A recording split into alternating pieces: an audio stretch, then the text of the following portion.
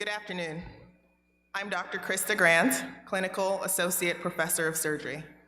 It is my honor to serve as the Grand Marshal at the 165th Commencement Ceremony of New York Medical College.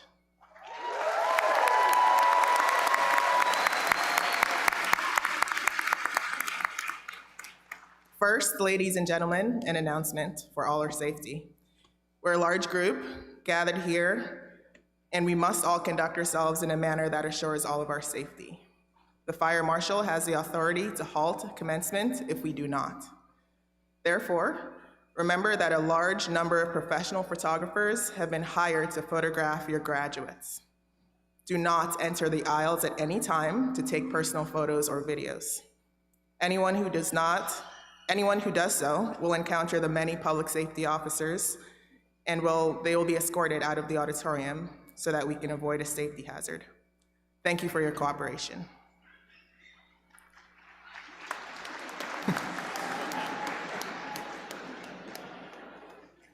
Please rise and remain standing until after the invocation. And at this time, I also ask that you silence your cell phones and all electronic devices.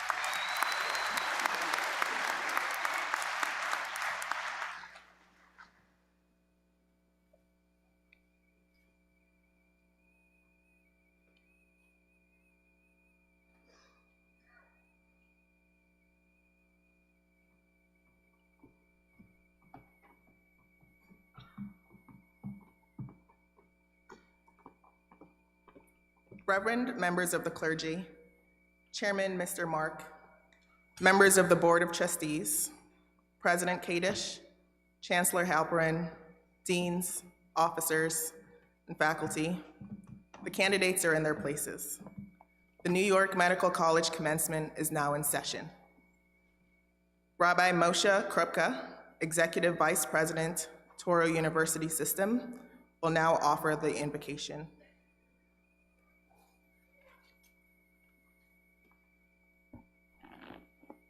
Excited?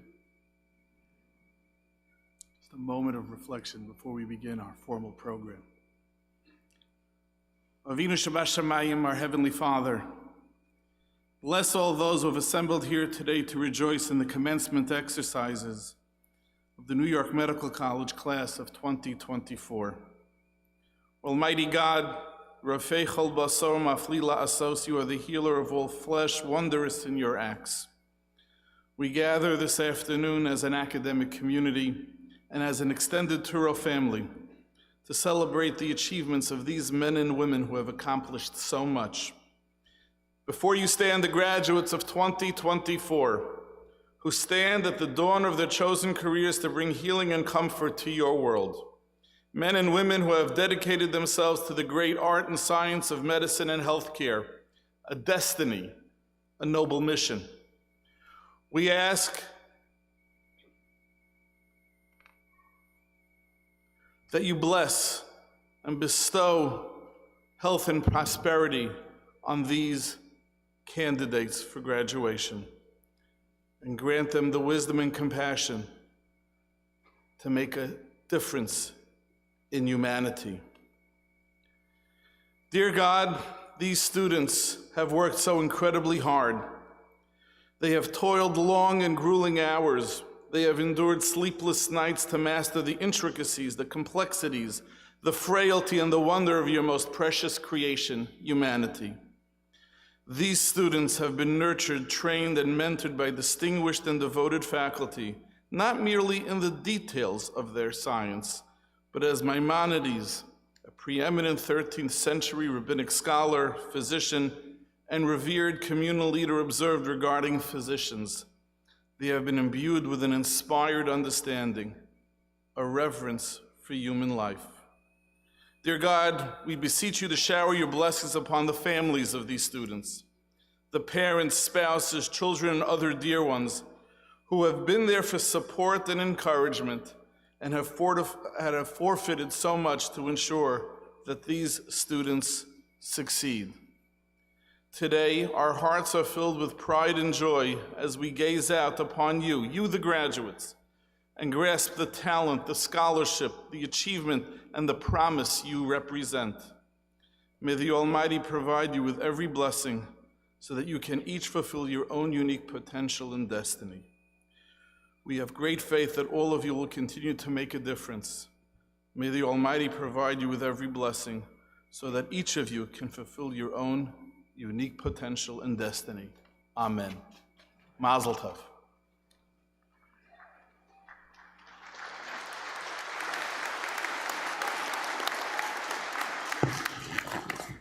Thank you, Rabbi Krupka. You may be seated.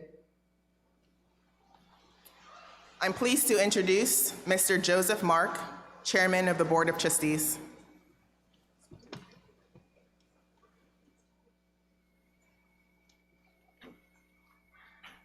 Honored guests, members of administration, faculty, family, and friends, as Chair of the Board of Trustees, on behalf of all the trustees, I am pleased to welcome you. We thank our academic next-door neighbor, State University of New York Purchase, for hosting this event. To the graduates of the class of 2024, you have each demonstrated remarkable aptitude that will travel with you in your new journey in medicine, your academic achievements, dedication, and desire to make the world a better place, and may bring you to some far-off wonderful places. But we hope you always remember close in heart and in spirit to New York Medical College. On behalf of all of us at New York Medical College and Torrey University, allow me to wish you all the best for a lifetime of success, health, and happiness. My personal experiences, I know that so many of our dreams at first seem impossible, then they seem improbable, and then when we summon the will, often they become inevitable. Congratulations to the graduates and their friends and family.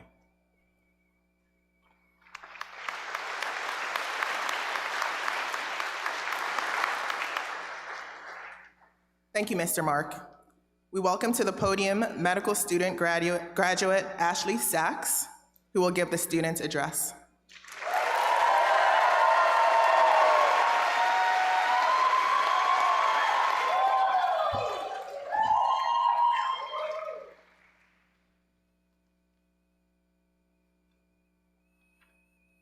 Give me one moment.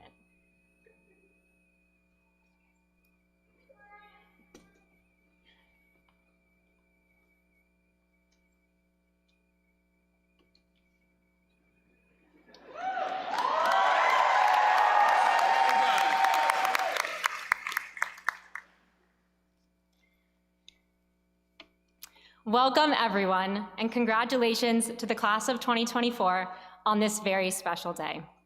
My name is Ashley Sachs, and I am beyond honored to address you as the New York Medical College School of Medicine commencement speaker. I'd first like to acknowledge the family and friends that have joined us here today.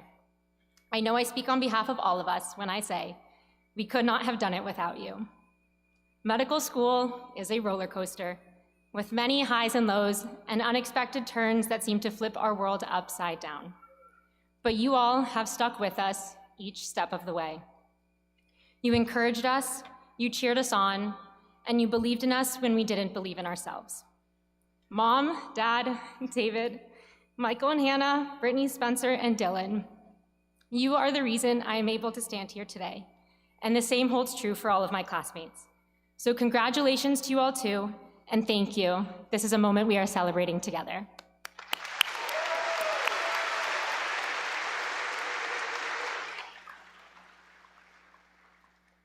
But to the class of 2024, I am not sure I could ever find the words to adequately say how proud I am to be your classmate. If I tried to list every research accomplishment, service project, and academic achievement, we would be here all day. So what I will speak to is your character. From the moment we stepped onto campus, in the heat of the COVID-19 pandemic, we craved community. And despite the virtual classes, the limitations on physical gatherings, the overwhelming uncertainty that comes with embarking on what we knew would be a treacherous journey that took place almost entirely in our apartments, we found ways to grow a community of support that could withstand anything that came our way. During our orientation week, someone shared some words that really stuck with me. They challenged us by saying, "Don't compete with one another. Be good to each other. Help each other, build each other up into the best doctors you can be. Because at the end of the day, these people might be your classmates and friends soon, but they will eventually be your colleagues. And when you need a consult in the middle of the night, you're going to want to pick up the phone and call your friends and know that you can trust them both as people and as clinicians." To my classmates, my friends, and my now colleagues, I don't think we could have done a better job. As we graduate and spread across the country to live out our dreams, I want to leave you with 2 more challenges. First, I was recently sitting in synagogue, and this week's focus was on one of the basic Jewish principles. In Pirkei Avot, a Jewish book of ethics, we are taught, greet every person with a cheerful face. In the first moments of meeting someone, our demeanor can set the tone for the entire interaction. And this definitely holds true for our patients. I truly believe most medical professionals are good and kind-hearted people. But during difficult days or on the 23rd hour of a 24-hour shift, I've seen that providers sometimes lack the energy to practice truly equitable care and approach patients, regardless of age, race, socioeconomic status, religion, sexual orientation, or medical knowledge, with the empathy they deserve. While I recognize we must treat ourselves with the same grace and forgiveness we extend to our patients, I'm also keenly aware of how our interactions impact our patients' lives. So while we may be seeing our 20th patient of the day, this patient may be scared and perhaps mistrusting as they await their first ever doctor to enter the room. And the connection we make in those few moments spent together has the capacity to dramatically alter the course of medical care for an entire community. I challenge us all to find the time in these difficult moments to take a second, pause, and make the intentional effort to greet each person we encounter, our co-residents, attendings, hospital staff, and of course, our patients, with a cheerful face. Second, in a book titled Think Again, Adam Grant writes the following: "When people reflect on what it takes to be mentally fit, the first idea that comes to mind is usually intelligence. The smarter you are, the more complex the problems you can solve, and the faster you can solve them. Intelligence is traditionally viewed as the ability to think and to learn. Yet in a turbulent world, there's another set of cognitive skills that might matter more: the ability to rethink and unlearn. Part of the problem," he continues, "is cognitive laziness. Some psychologists point out that we're mental misers. We often prefer the ease of hanging on to old views over the difficulty of grappling with new ones. Yet there are also deeper forces behind our resistance to rethinking. Questioning ourselves makes the world more unpredictable. We favor the comfort of conviction over the discomfort of doubt, and we let our beliefs get brittle long before our bones." As medical students, we were tasked with striving for the standard of mental fitness. We drank from the water hoses and tried to absorb as much knowledge as we possibly could. And this will serve us well. We stand on the shoulders of giants who came before us, and their knowledge is invaluable. As incoming medical providers, we will continue to be tasked with putting our faith in evidence-based medicine, and we will continue to use the facts that we know to be tried and true as our guiding principles. Of course, there is merit in us doing so. But what I hope for our class is that we use our knowledge not as an endpoint for our thought processes, but as a foundation upon which we build new questions. We push back against the norms, and we lean into the discomfort of doubt. Medicine is beautiful because it is constantly in motion, and oftentimes that's what makes it so challenging. But it forces us to stay on our toes and continuously ask ourselves, can we find ways to do procedures with less harm, to evaluate labs with less bias, to treat our patients with the absolute highest standard of care? And throughout all of that, can we do so with compassion and with kindness? I had the privilege of sharing a toast with just our class before match day, and I shared the following. Sometimes I look at my friends, these soon-to-be doctors, and I remember the past 4 years, and all that comes to mind is, oh no. But in reality, these are the smartest, kindest, most curious, driven, ambitious people I know, and I am confident that as a class, we will contribute to the field of medicine in ways we can barely even imagine right now. At this moment, we've matched, we're graduating, and we're going to be doctors, and forever and always we'll be able to call ourselves members of the NYMC class of 2024. We did it with the help of our families, our friends, our partners, our professors, our deans, our residents and attendings, our mentors, and perhaps most importantly, each other. We did this one together, and I am so genuinely proud of us all. The future is very bright, my friends, and I can't wait to see where it takes us. Congratulations.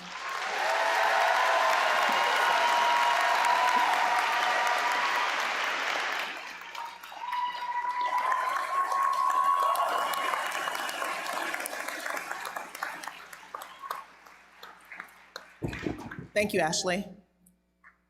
I would now like to introduce Dr. Edward Halperin, Chancellor and CEO of New York Medical College and Provost for Biomedical Affairs of Touro University, who will introduce our 2024 commencement speaker and will confer the degree Doctor of Humane Letters, honoris causa.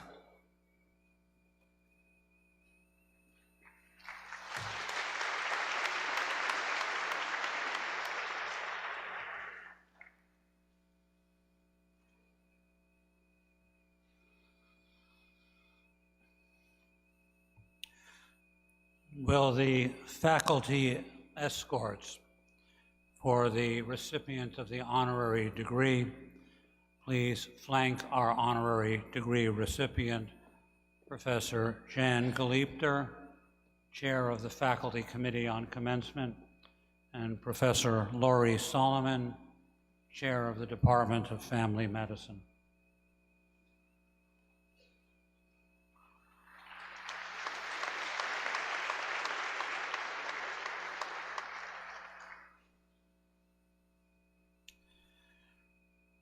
Steve, I have waited 25 years to do this, and you're not going to stop me.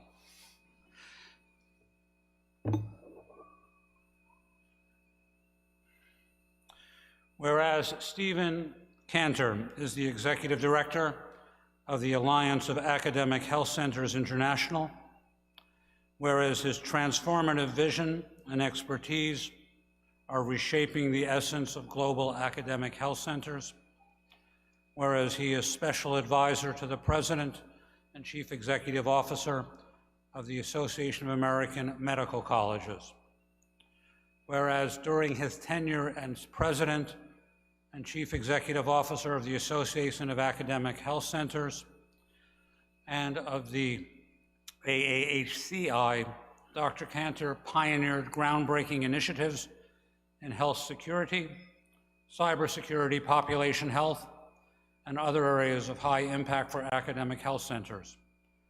Whereas his visionary leadership birthed the AAHCI Leadership Initiative. whereas he has engaged academic health luminaries from diverse economic backgrounds and established a regional office in Eastern Africa to expand the association's global imprint.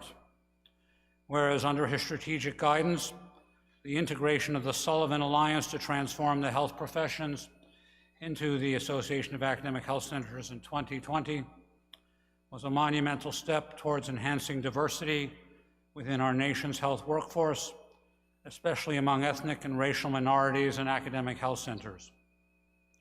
Whereas during his distinguished career in academic medicine, Dr. Cantor has served as Dean of the University of Missouri, Kansas City School of Medicine, where he was Professor of Biomedical and Health Informatics, and held the Merle and Muriel Hicklin, Missouri Endowed Chair in Medicine, whereas he is a Fellow in Medical Informatics for the National Library of Medicine, where he was the finest editor-in-chief of the peer-reviewed journal Academic Medicine in my lifetime, the official journal of the Association of American Medical Colleges, and the premier journal of medical education, whereas his multifaceted contributions span across clinical practice, academic leadership, and scholarly publishing, weaving together a legacy of innovation and excellence in medical education and academic health administration. Professor Gleipter and Professor Solomon, please escort Dr. Cantor to the podium.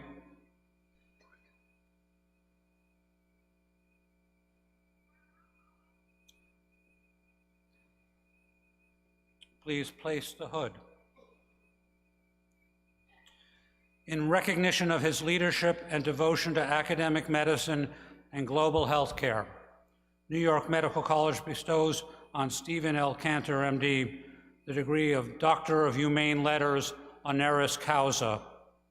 Congratulations.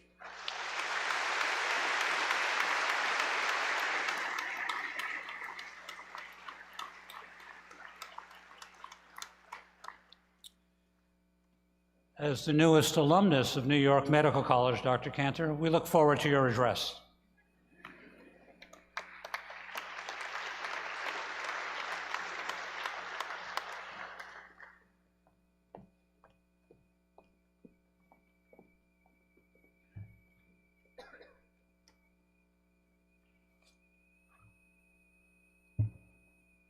You think it's uncomfortable wearing one hood. My goodness. But, oh no, wait, that's, let me start again.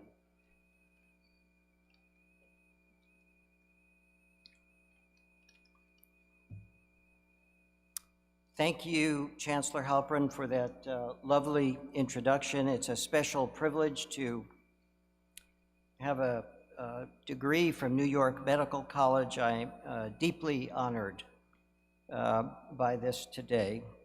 And I am really excited to be here with all of you. Now, my son says, Dad, you always say you're all excited about all these things, but you never look excited about anything. And so, you know, this is how I look. I really am excited to be here. Isn't Dr. Halperin amazing? You know, he is thoughtful. He cares deeply about patients and students and humanity. And he's a wonderful role model. You could not have a better chancellor.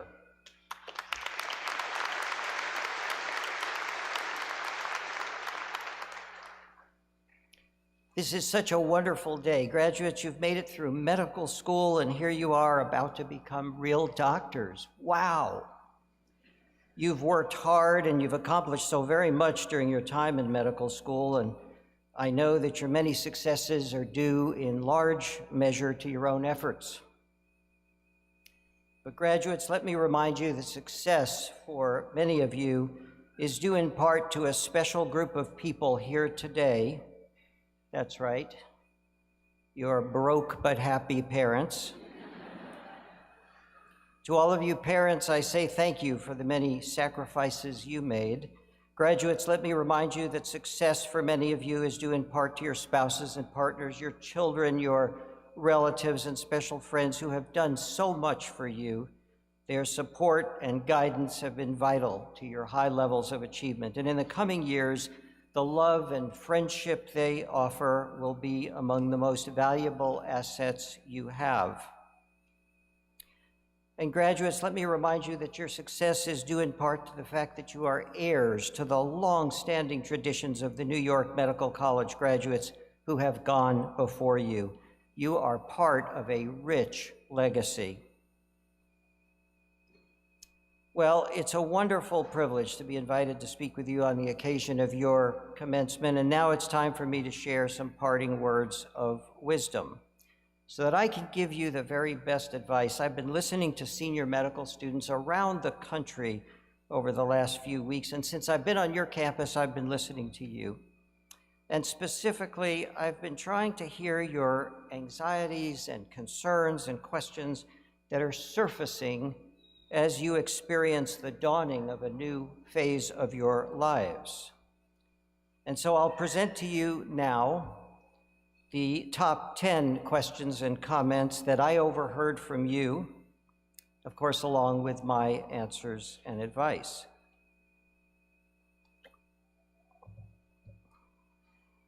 Number 10, I overheard one of you say to a friend, for the last 4 years, there has been such a strong emphasis on problem solving and diagnosis that it makes me wonder, can you become too good at making the right diagnosis?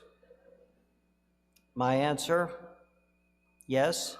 Be careful, you can become too good at making the right diagnosis. Let me give you an example. There's a story about something that happened a few hundred years ago. I don't know if it's really true. Chancellor Halpern is a noted historian and can probably tell us whether it really happened or not. As I understand it, a few hundred years ago, there were 3 people about to be punished by guillotine for committing a serious crime.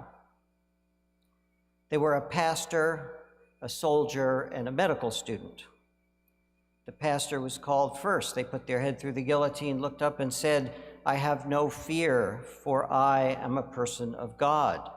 The blade was released. It came rushing down only to stop 2 inches above the pastor's neck. They pulled their head out and said, "It's a miracle," and they let them go free. Next, the soldier put their head through the guillotine, looked up and said, "I have no fear, for I am a person of courage." The blade was released. It came rushing down only to stop 2 inches above the soldier's neck. They pulled their head out and said, "It's a miracle," and they let them go free. Then the medical student put their head through the guillotine, looked up and said, you know, I think I see the reason why your blade won't drop all the way down.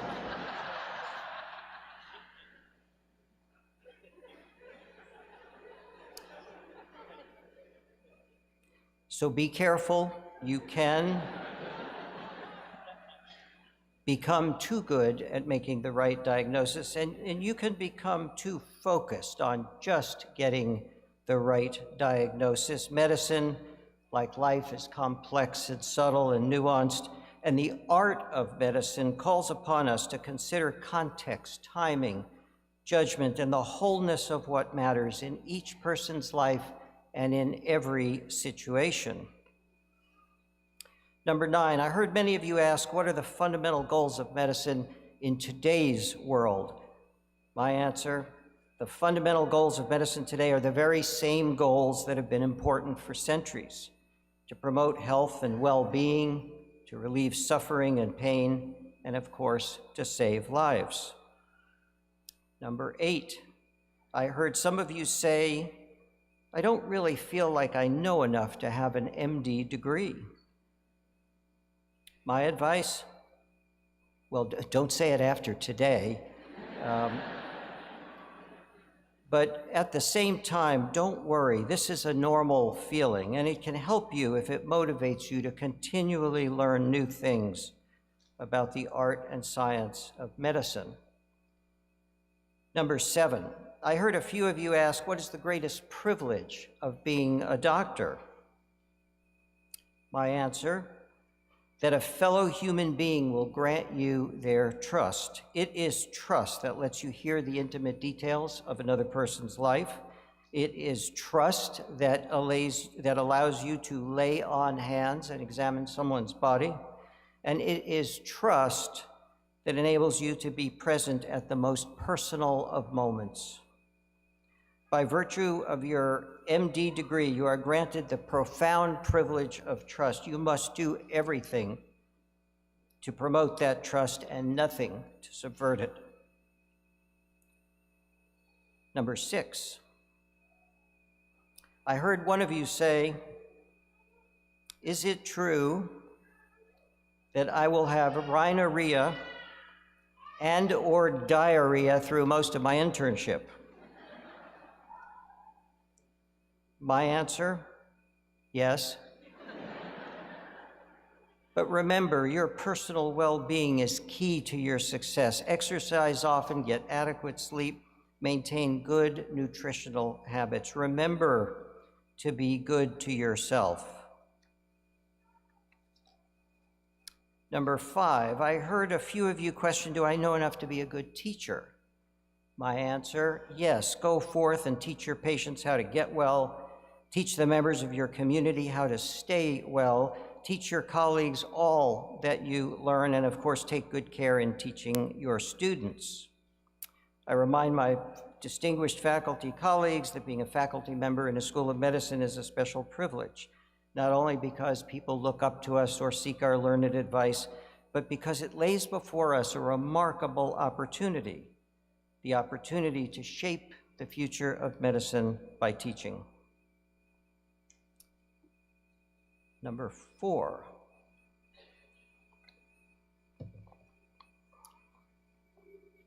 I heard a senior medical student reveal to a friend that one day on rounds, an attending said if they had it to do all over again, they would not go into medicine.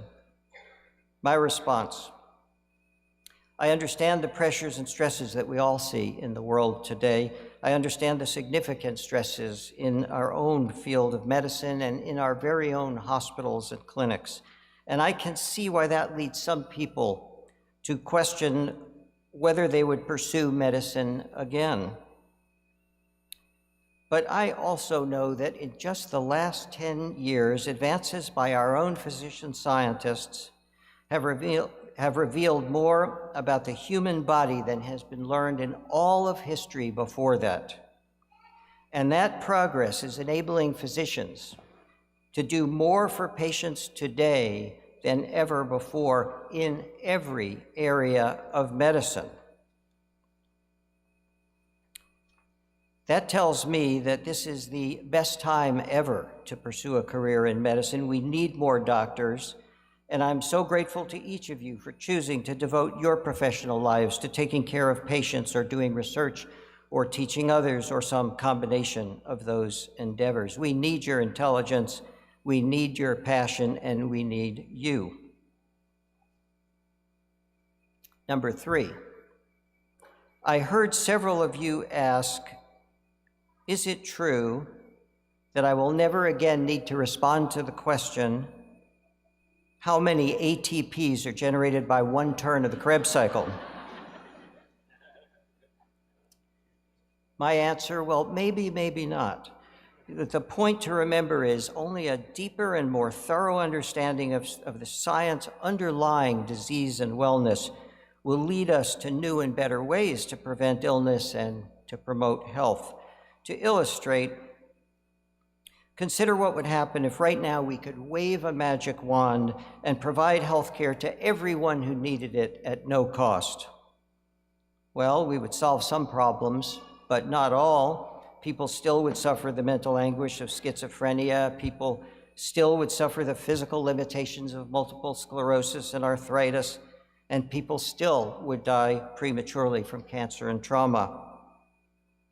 So better health care requires more than just being able to get patients to their doctors, and requires more than patients being able to pay for their care. Better health ultimately requires better science. Number 2, I heard one of you say, when I cross the stage, right after I snatch my diploma from the dean, I'm going to bear hug Dr. Halperin and then scream to the audience, "Show me the money."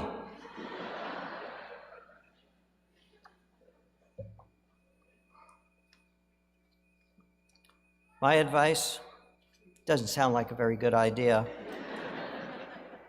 You know, as an intern, finally you will be paid, and as a doctor, ultimately you will enjoy a nice lifestyle. But always bear in mind that personal wealth does not ensure personal happiness and fulfillment. Although, you know, I recently had a problem with my own paycheck.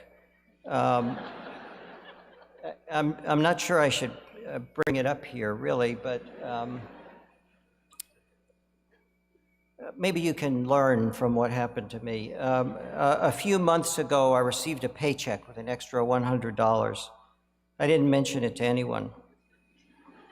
I simply deposited the check as I usually would, putting the extra $100 in my account. Then this month, I received a check that was $100 short. So immediately, I went to the payroll clerk to complain. He said to me, "Dr. Cantor, I know that a few months ago you received $100 extra and you didn't bother to say a word. Now you are $100 short and immediately you come in here to grumble. How do you explain your behavior?" Well, I said to him, "I can overlook one mistake, but when it happens twice."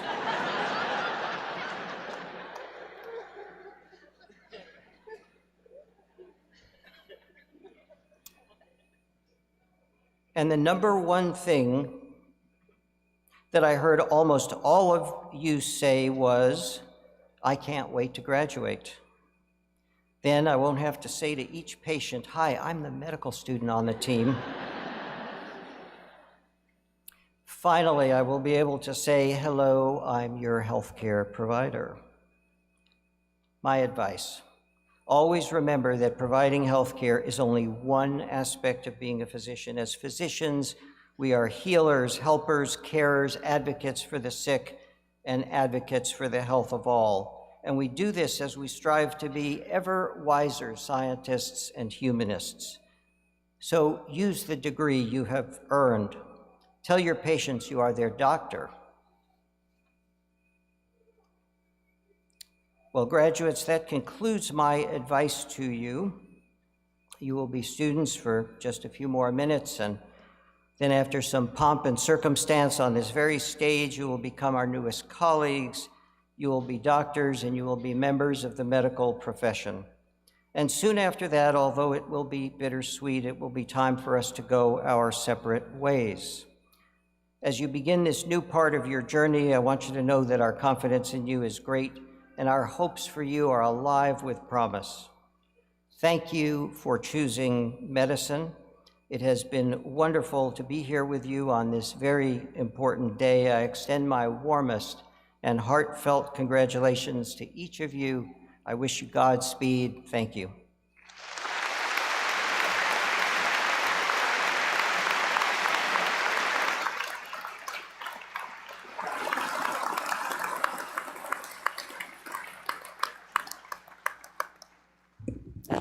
I now call upon Dr. Neil Schluger, Dean of the School of Medicine, to present his class of 2024.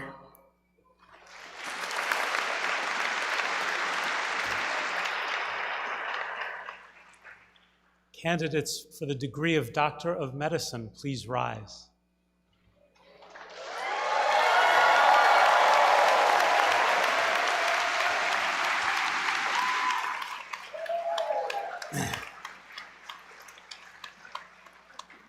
Ladies and gentlemen, President Kadish, I have the honor of presenting to you the talented, hardworking, compassionate, and altogether wonderful candidates for the degree of Doctor of Medicine.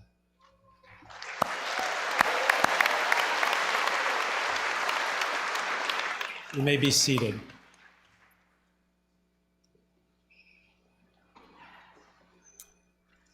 I invite Dr. Alan Kadish, President of New York Medical College and Touro University, for his remarks and for conferring the degrees.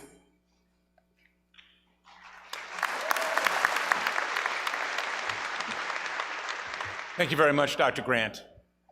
Good afternoon, and it's really great to be here. I'd like to thank Dr. Cantor for his remarks and congratulate him on being, as Dr. Halpern said, the newest graduate of New York Medical College. We'll see what the other graduates look like when they come up on the stage. As well as, of course, acknowledge Dr. Halpern, Joe Mark, our chairman of the board, and our Grand Marshal, Dr. Grant. In the interest of time, I won't acknowledge everyone else here, but I would like to spend a couple of minutes talking to our graduates. Today, we're extraordinarily honored to have you graduate from New York Medical College. And of course, I might say that every year, but this year in particular, we take great pride in honoring your making it here today. It took extraordinary perseverance. Before I speak a little bit about that, the challenges in getting here today, I want to acknowledge the fact, as Dr. Cantor mentioned, that medical school is a stressful, complicated time. It was a year or two ago when I was there, and it was even more so in your time as medical students. And you can't get through without the support of family, friends, and supporters. So just for a moment, particularly this year, as I'll elucidate in just a second, I'd like to ask the graduates to stand and provide a round of applause for those who've supported them through the 4 years of med school at New York Medical College.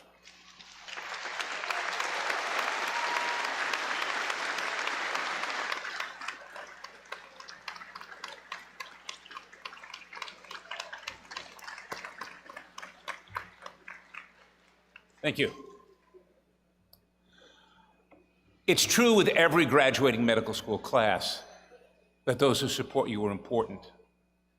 But your class, each one of you, has shown the perseverance to get through extraordinary challenges. I'm going to mention 3 of them and then try to elaborate a bit on the lessons I think we can learn from each of those 3. First, you began medical school in the midst of the COVID pandemic. It was not just a challenge because of remote education, which is something that we were not familiar with. It was not just a challenge because bonding with your classmates, such an essential part of medical school, was more difficult when you weren't there in person all the time. But it was also because we really didn't know what was going on. And to try to illustrate that, I'll tell you a little bit of a story. On January 31st, 2020, 5 weeks before the first recognized case of COVID in the United States, Touro and New York Medical College held a webinar and seminar in person about the COVID pandemic. And I'm somewhat humbled to say that every single thing we presented on January 30th turned out to be absolutely wrong. The health commissioners of Westchester and the Associate Health Commissioner of New York City said, "This is China. We don't have this problem here. It's never going to happen here." No one really knew how the disease was transmitted. No one knew how it originated, and no one knew how to treat it. We had lots of guesses, but we really didn't know very much. And so I think that's the first lesson of the challenges that you underwent during medical school. We've learned a lot in science. There have been tremendous advantages and advances. But the reality is, some of what we think we know will turn out to be overturned. And there's much more to learn. And surprises will happen in medicine. You're probably better equipped than any group of graduates of New York Medical College almost ever to deal with those challenges. Because built into your medical school experience was the uncertainty of the COVID pandemic and how we ought to respond to it. Second unique challenge was something that's been going on for decades, but I think it's really accelerated in the last few years with the increasing role or purported role of artificial intelligence and other technological advances in healthcare. we don't really know exactly what the future of medicine is going to be like. And as with all technology, you can't put it back in the iPhone. Whatever advances there are things we're collectively going to learn how to integrate, deal with, and change the way we live and the way we practice medicine. And that realization, albeit sometimes anxiety-provoking uncertainty, that realization is going to be an increasingly important part of your careers over the next decades. Crucially important in that realization is not losing sight of the individual relationship and the caring touch you'll have for your patients. At Turo's California graduation yesterday, Dr. Nichols, the guest speaker, made somewhat the same point that Dr. Cantor did. She actually had some data. Patients appear to make up their minds about whether they can trust a physician in the first 18 seconds of a physician-patient encounter. So whatever technology brings us, however one incorporates technology in one's practice, either willfully or because we don't have a choice and we have to figure out how to embrace it, never lose sight of the fact that the personal touch and interaction with your patients will make a difference in their lives and in their health. The final challenge of the last 4 years, of course, has been the upheaval in American society. There's been greater polarization, and that's been going on for several years. And that challenge has only increased in the last few months with upheaval on American campuses. America has never been perfect or even close to it. Its history is replete with examples of racism and prejudice. New York Medical College has a proud history of addressing and overcoming these prejudices, advancing the medical careers of women and minorities going back more than a century. Nonetheless, we can and have to do better going forward. Despite that, and despite its limitations, the vision of America as a place of equal opportunity and as a place where unique freedoms that we take for granted that perhaps aren't present in most of the rest of the world, the freedom of speech, the freedom to assemble, the freedom of religion, and the freedom of the press, are all things we must continue to hold sacrosanct. And as citizens as well as physicians, all those things affect us. As educators, we understand that having intelligent views on the issues of society must be informed by knowledge. Despite these challenges, we agree with the remarks recently made by President Biden, and we will work diligently to uphold the principles that he articulated. He addressed two of the four freedoms, the freedom of speech and the right of people to peacefully assemble and make their voices heard. But both those freedoms have to be balanced against the rights of others. The President reminded us that America is not an authoritarian nation. We don't silence or squash opinions that we don't hold ourselves. Peaceful protests, such as those of Martin Luther King that brought on the civil rights movement's success, are an essential part of our history. Nonetheless, in a civil society, protests, speech must be fact-based and based on adherence to the law. We encourage each of you as you go forward to remain active, not just as physicians, but as citizens, but have an interaction with your colleagues and with others and with your patients, which sometimes becomes an issue, with knowledge, with mutual respect, and with careful reasoning as we address complicated issues. I think the experience you've had in medical school will prepare you for making sure that you're ideal citizens and healthcare providers. Throughout Jewish history, and the Jewish intellectual tradition. We've had scholars who've been kicked out of countries, who've been subject to torture, who've been pressed upon through a variety of prejudices.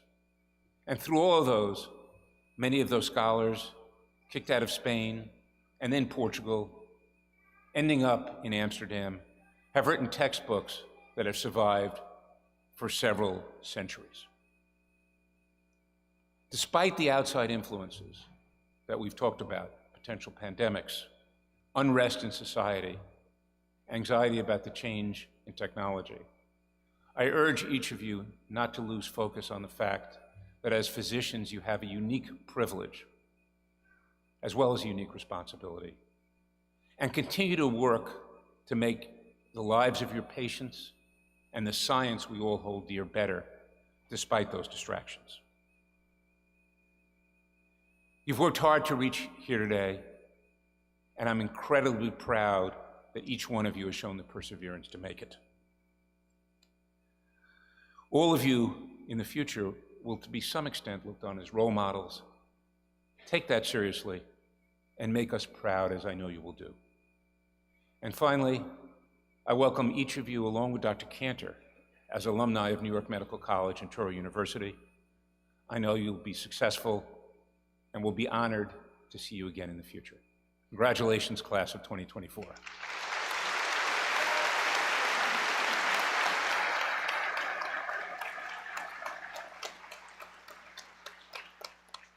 So now it's finally time to award your degrees. So students, once again, please stand.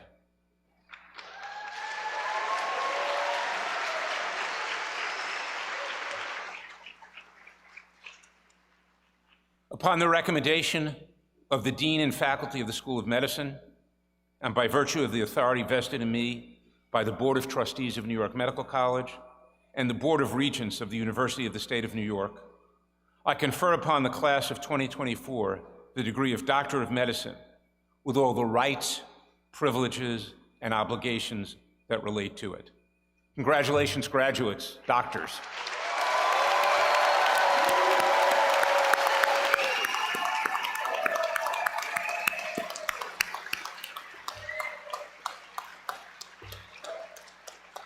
You may all be seated.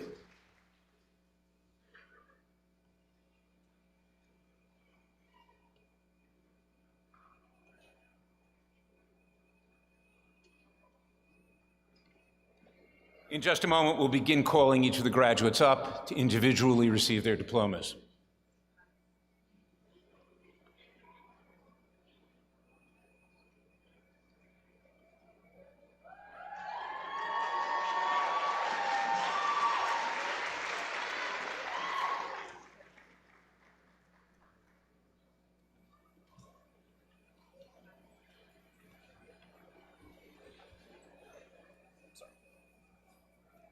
Zachary Abate.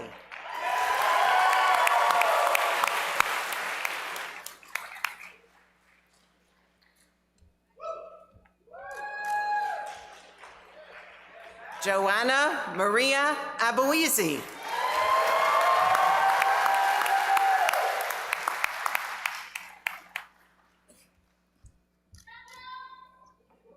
Victoria Olabisi Afolayan.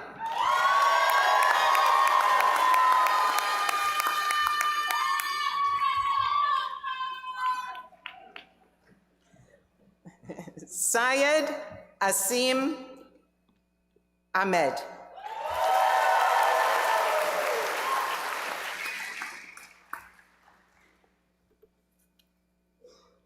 Parissa Alerisul.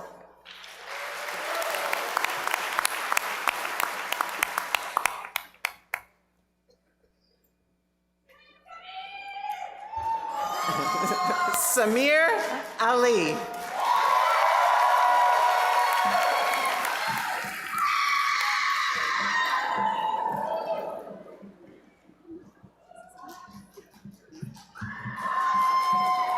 Liel Alishayan.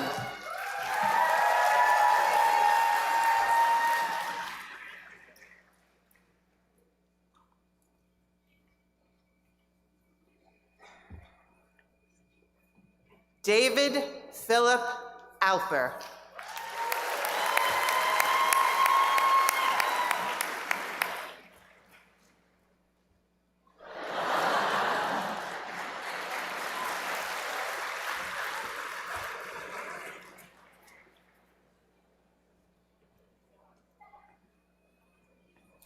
Meto Goldie Amiel.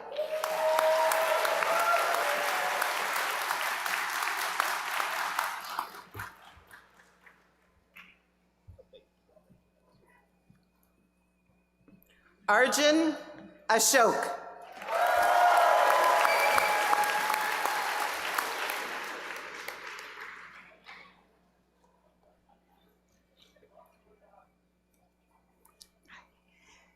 Dylan Ion.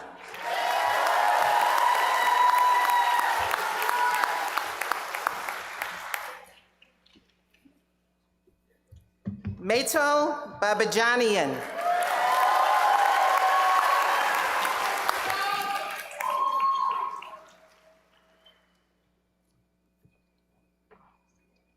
Gabrielle Aaron Berman.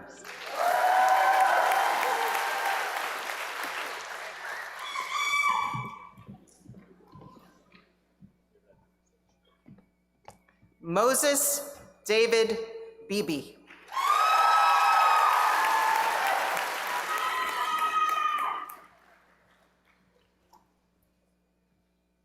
Adrian Michelle Bielowski.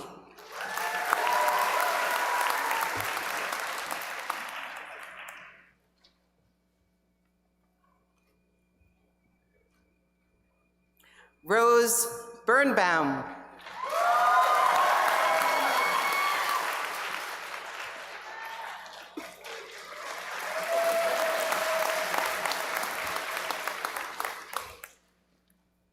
Emma Bloom.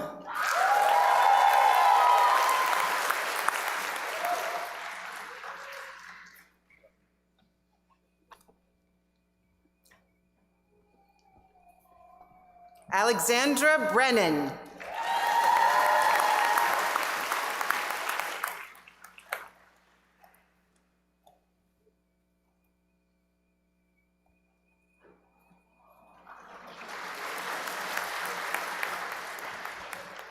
Michael Barry Brown.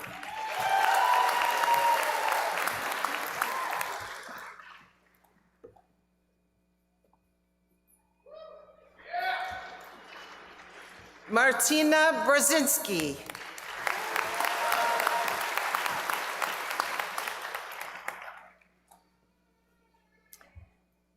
Daniel Cabral.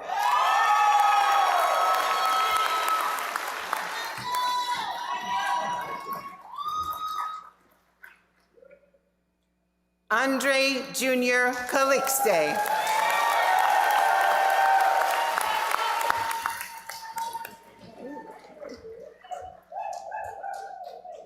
Jonathan Charles Calvello.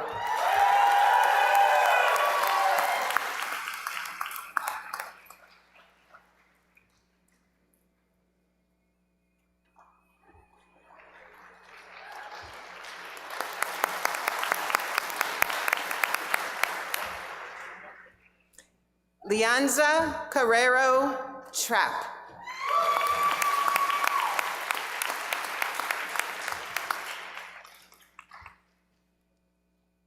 Luis Angel Castellan.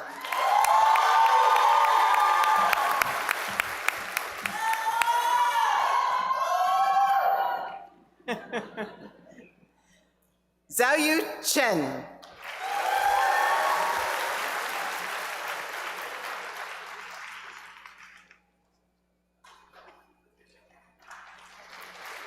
Nicholas Chung.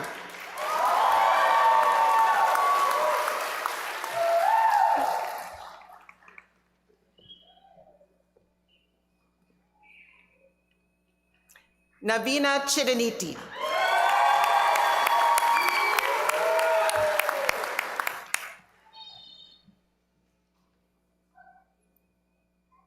Eva Simka Chorna.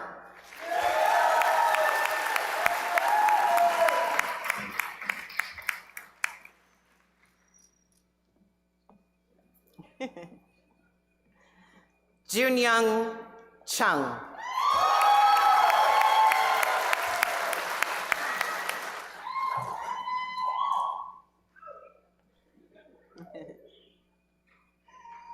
Kevin Clare.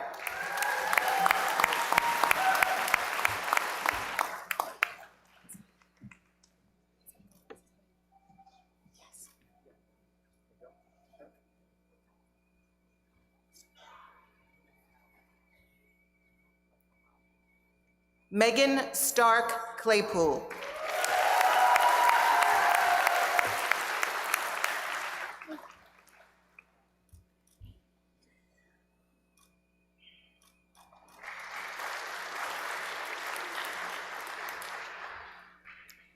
Brianna Comuniello.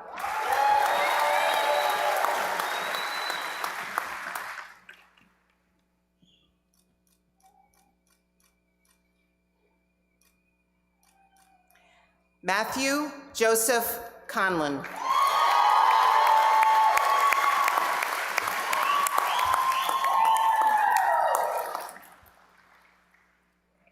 Jessica Lynn Connolly.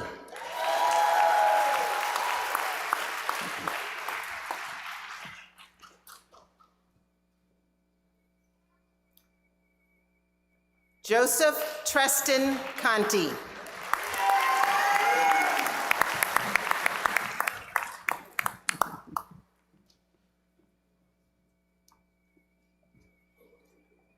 Jade Conway.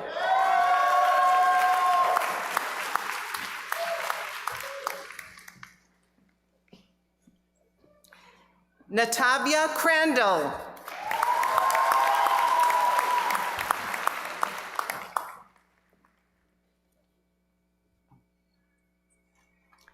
Erica Edwina D'Souza.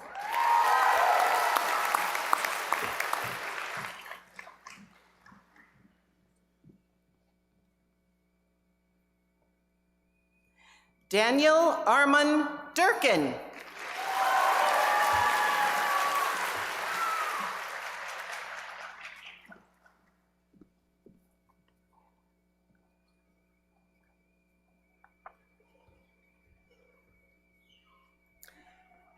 Corey Maxwell Ephros.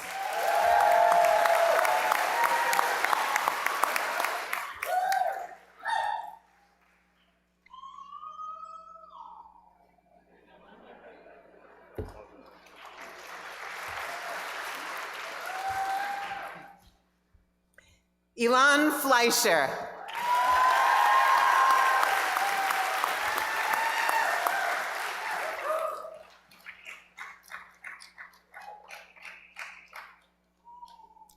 Michael Peter Fortunato.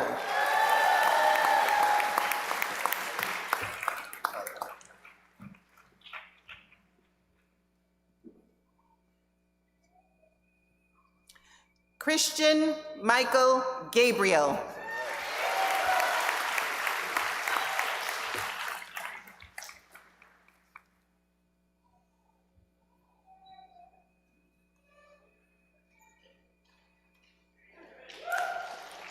Thomas Alexander Gagliardi.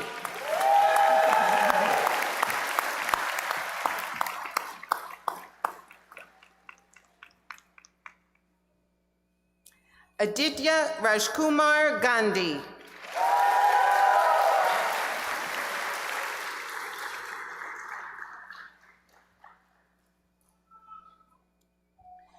Jenna Diane Garrett.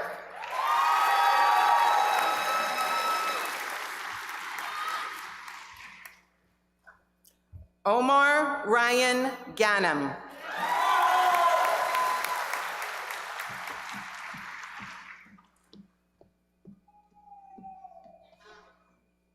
Giselle Amanda Gill.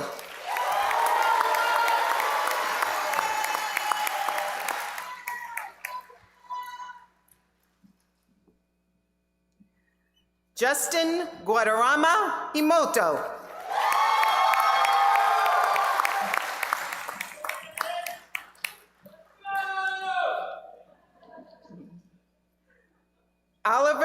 Giovanni Gonzalez Vinatea.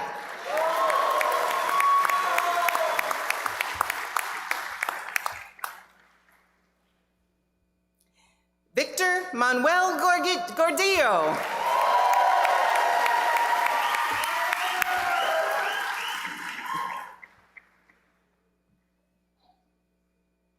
Merit Gorgi.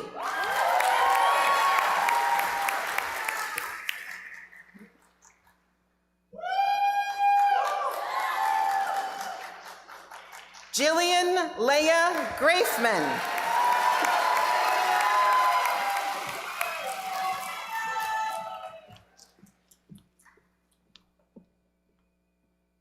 Caroline Aline Granith.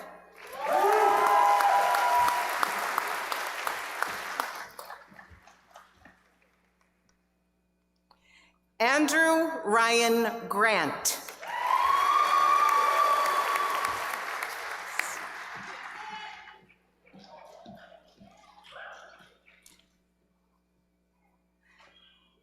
Janice Grillon.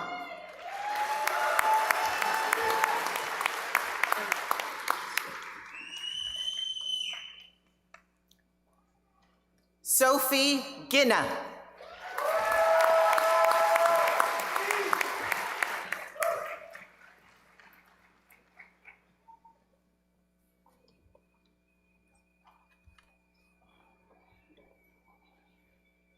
Nicole Marie Guevara Montes.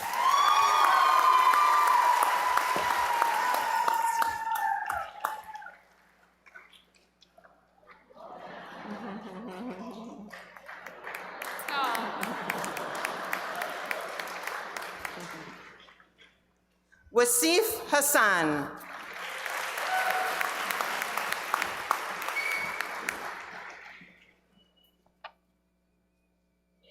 Jillian and Grace Tobin Hecht.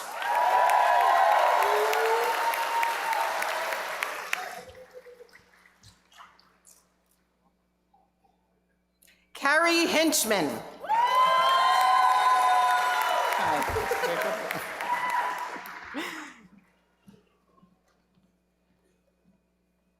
Christopher Hoke.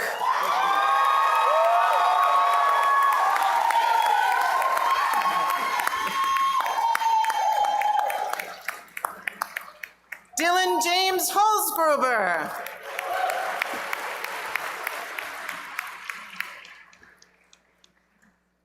Ian Hung.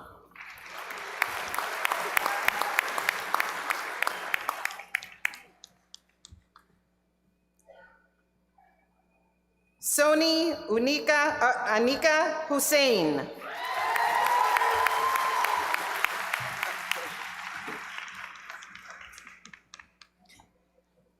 Vivian Iquazam.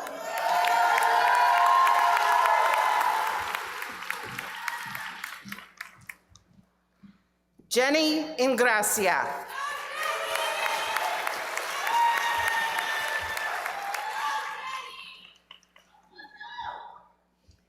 Yakov Itzkowitz.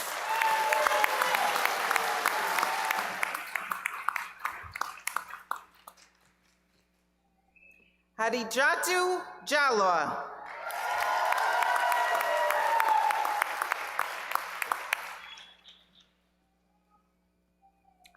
Teg Dylan Jahal.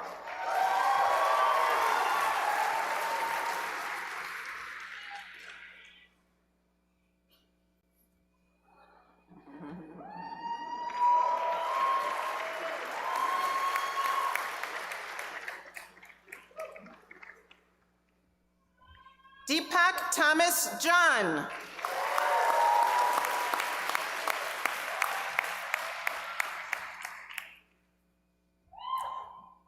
Jonathan Kadish.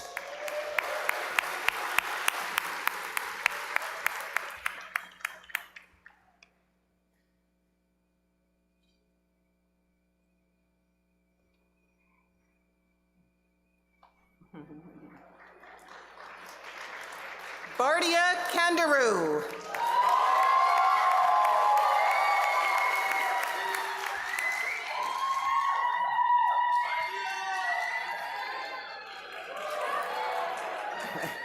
Elias Holden Kahan.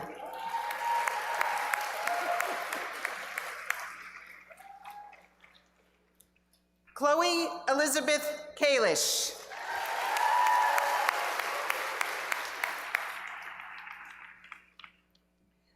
Talia Marty Kappenstein.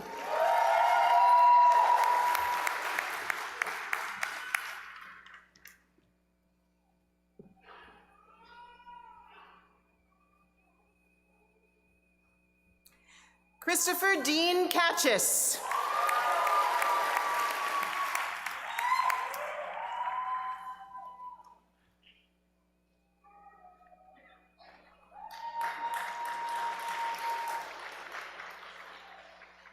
Hila Rachel Katz Lichtenstein.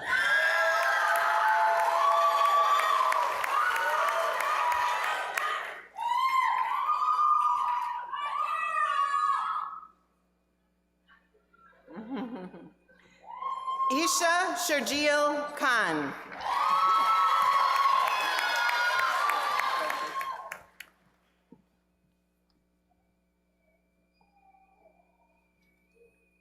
Catherine Elizabeth Kilkenny.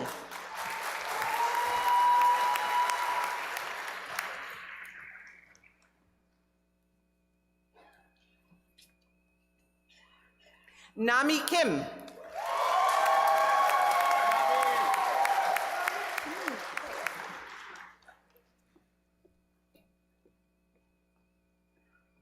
Amit Krishnan.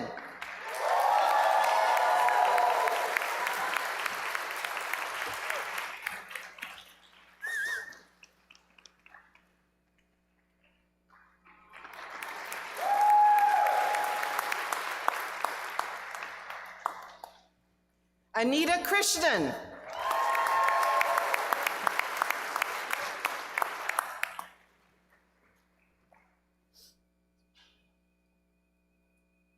Ezreal Crone.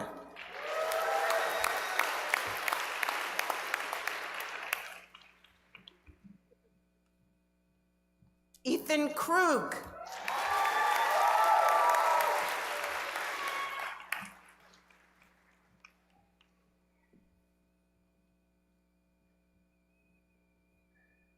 Iris Quack.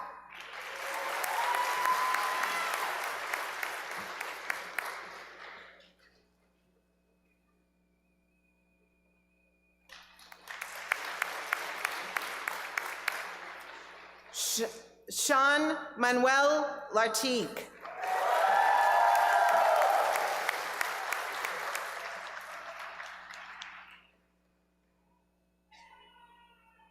Kira Ann LeBron.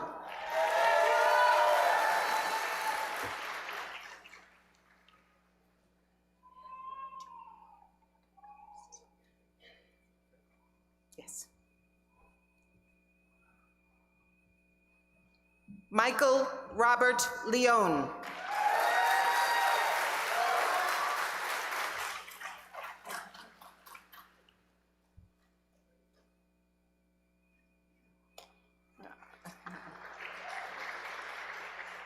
Leor Leve.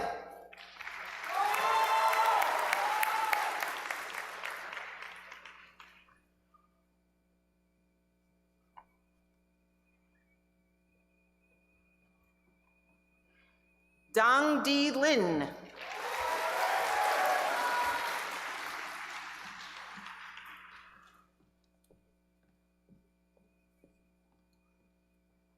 Fang Yi Lin.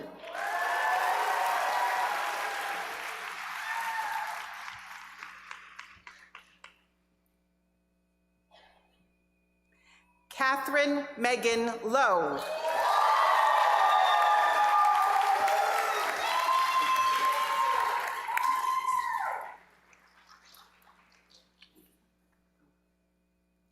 Ryan Daniel Lubarski.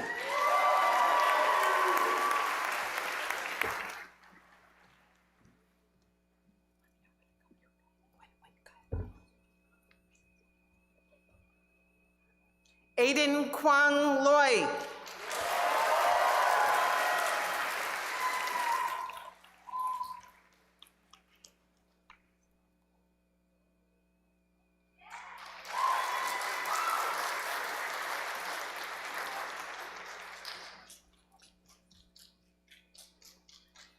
Margot Rebecca Lurie.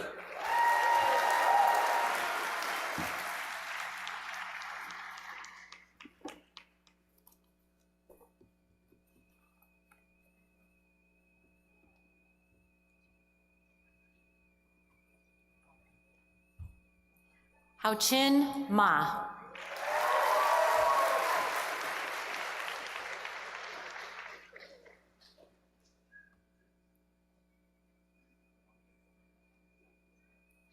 Ma'at Renee Mack.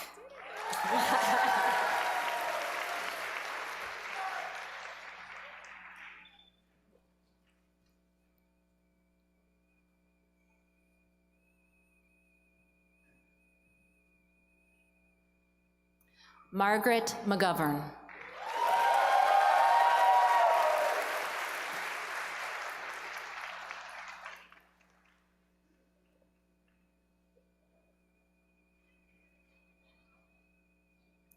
Victoria Maksimyuk.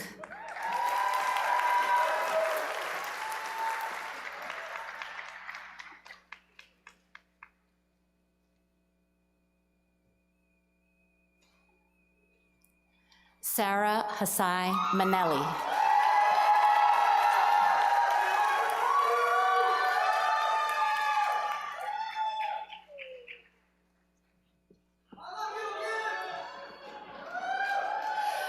Anas Ahmed Maksud.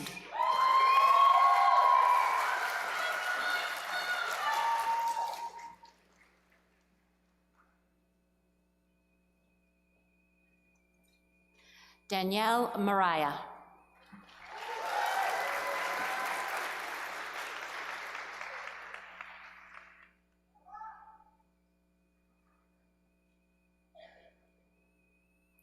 Michaela Mason.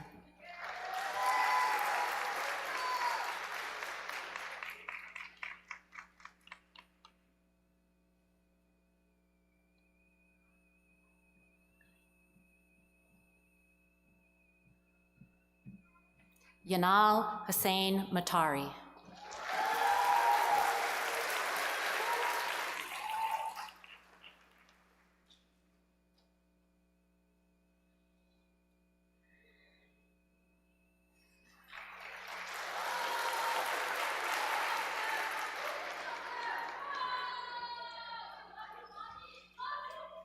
Jamie Ann Matthew.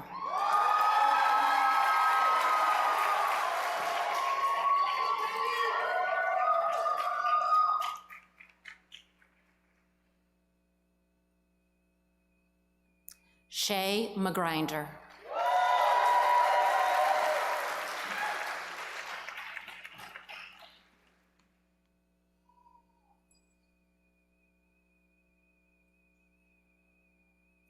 Anne Mercurio.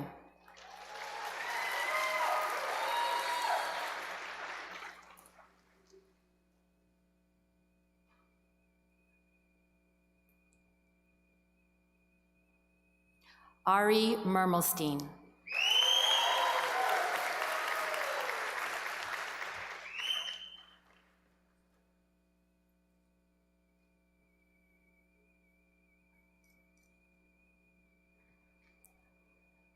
Matea Mezek.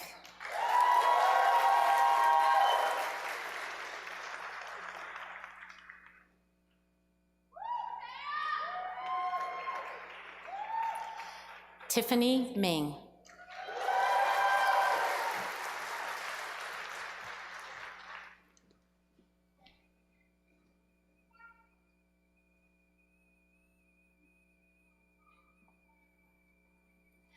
Joseph Anthony Moorbacher.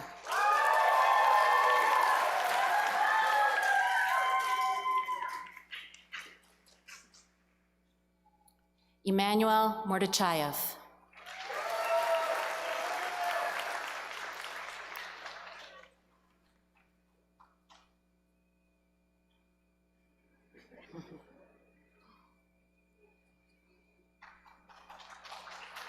Tyler Morgan.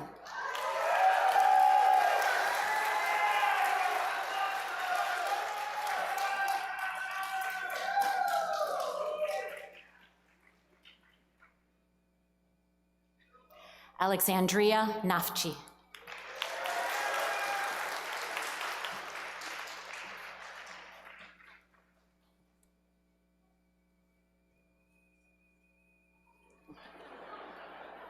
Brian Nan.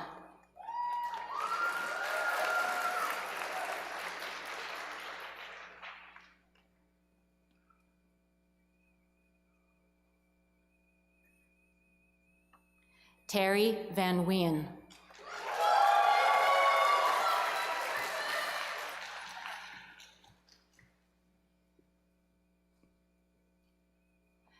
Bridget Nolan.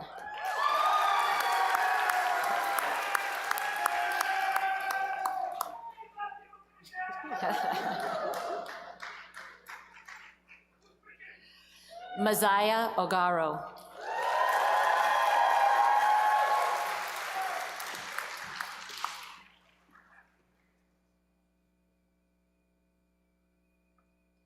Akihiko Oishi.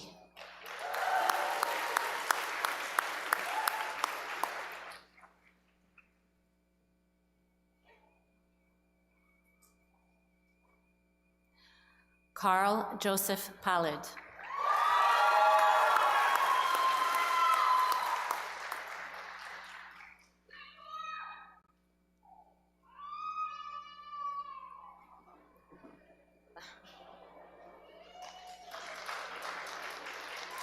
Nisha Pulla.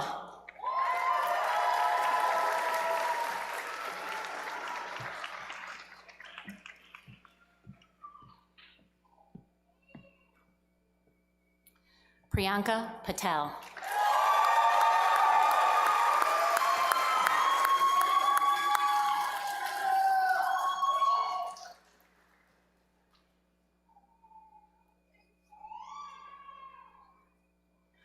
Rohan Patel.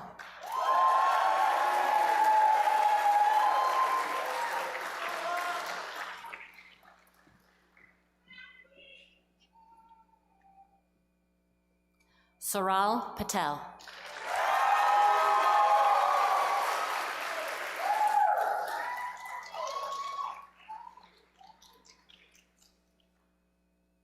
Nichelle Perea.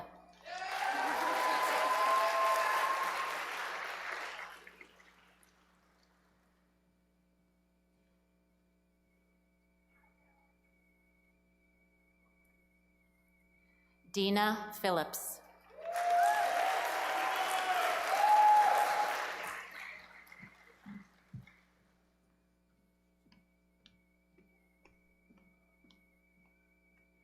Samantha Ray Pianello.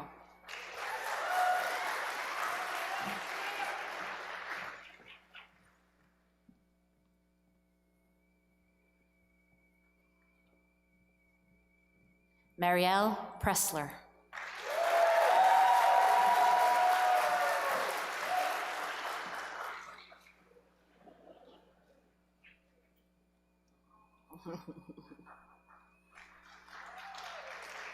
Maida Reddy.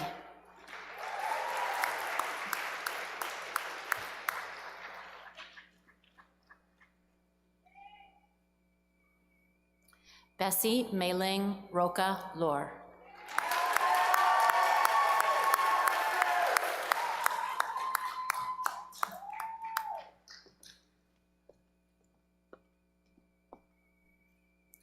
Jesse Rosen.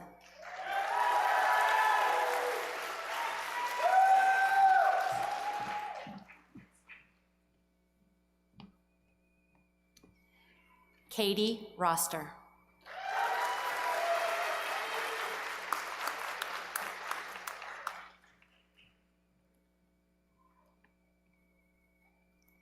Melanie Ann Roth.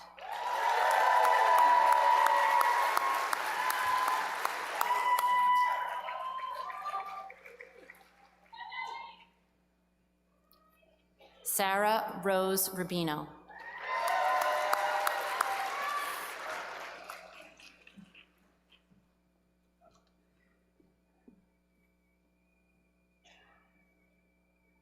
Ashley Jillian Sachs.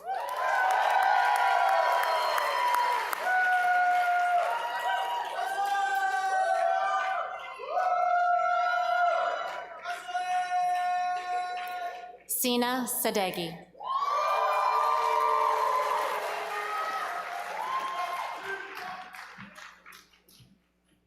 Marco Elier Salazar.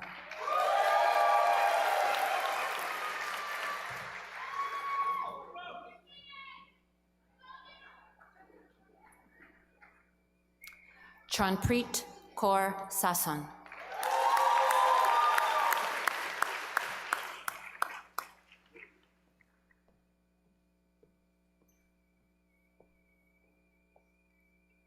Emily Renee Sage.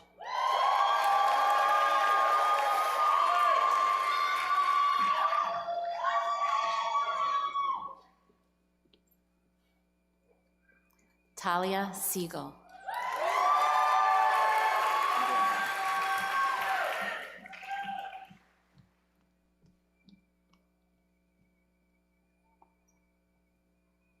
Zachary Nathaniel Schaff.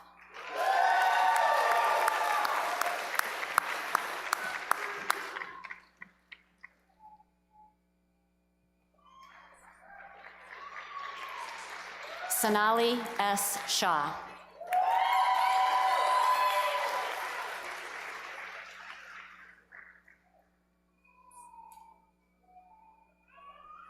Faria Shakil.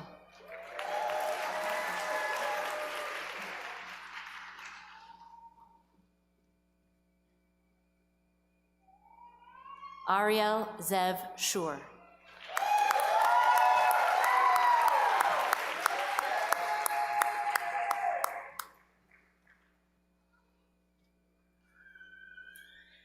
Joshua Simmons.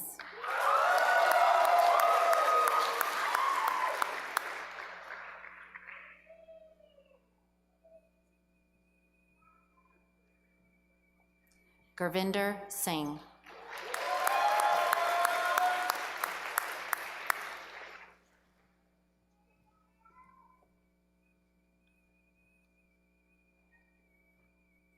Jaspal Singh.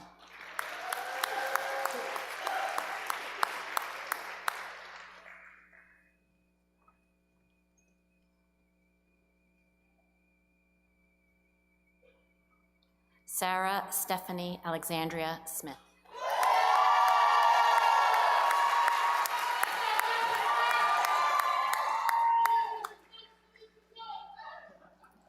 Sarah Leah Solomon.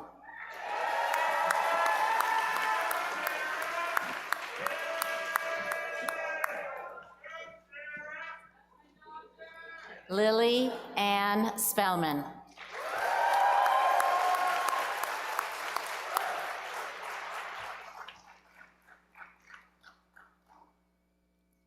Dominique Szpajgowski.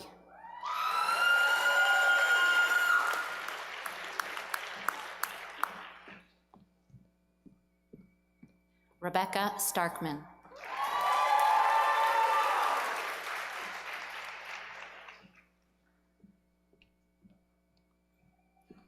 Jesse Stevens.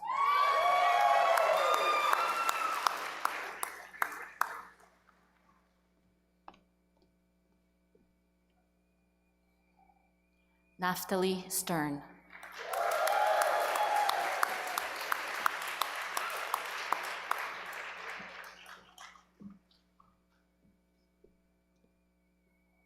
Galadu Suba.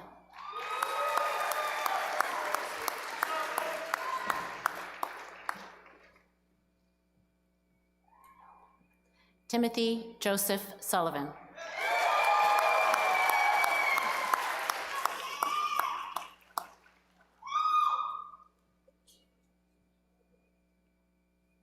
Anastasia Alexi Sunday.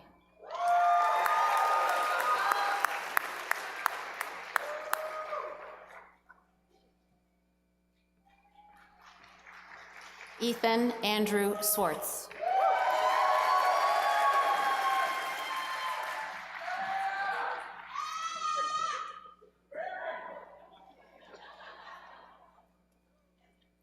Arjun Sayal.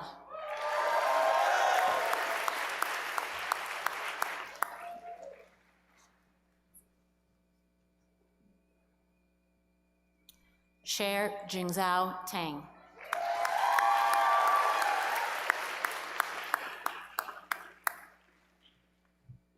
Michael Towell.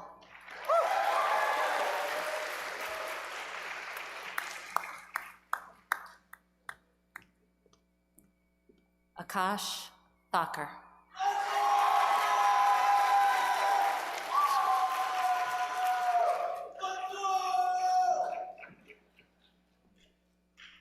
Rachel Lynn Toman.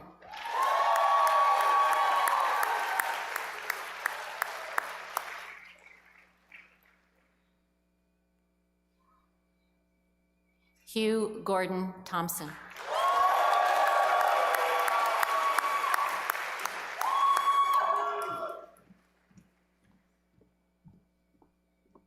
Priscilla Jade Tran.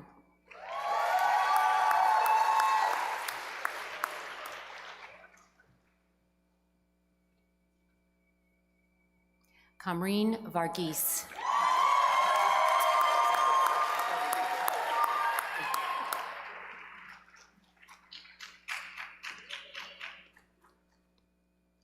Seema Vasquez.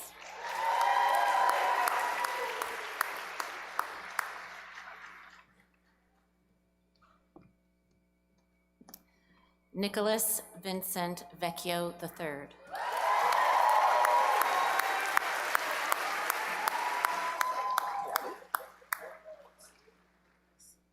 John Bellick.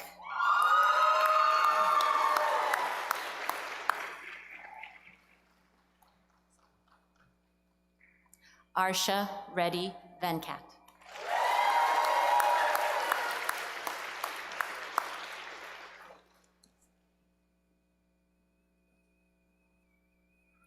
Antonio Villalobos Ortiz.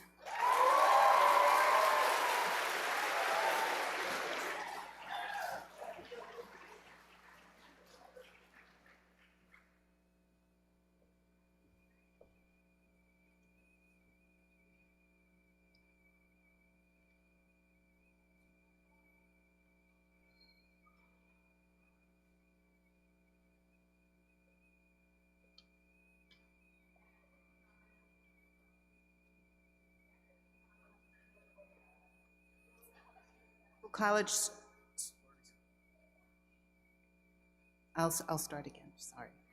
Anthony Thomas Villanueva joined the New York Medical College School of Medicine class of 2024 with a commitment to serve and to heal. But he was taken from this world too soon. We shared then on campus our feelings of grief with a tree dedication and placed painted rocks at its base. We share now a moment of silence.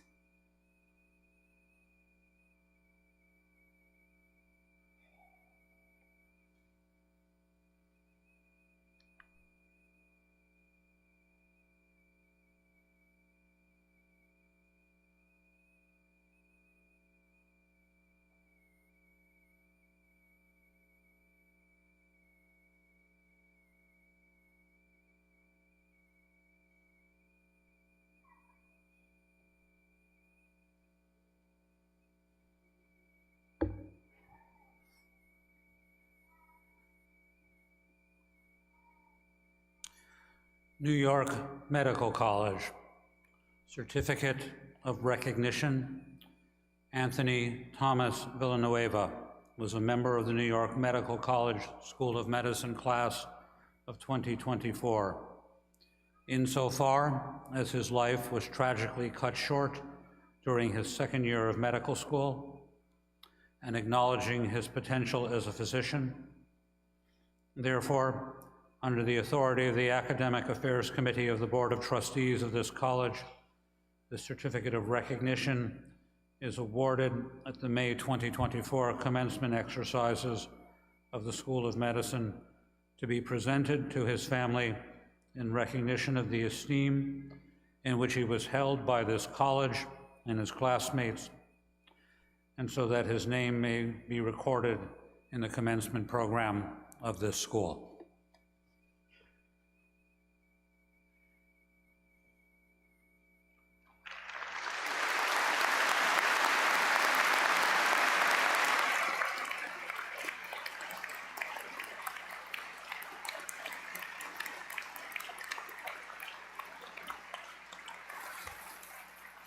Andrew Jun Wang.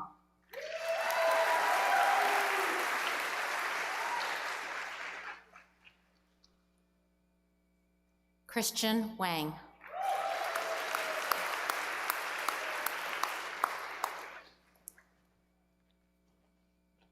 Harley Weber.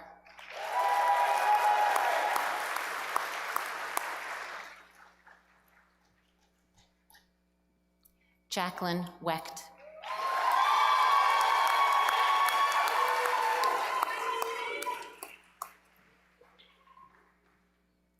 Zachary Ross Weiss.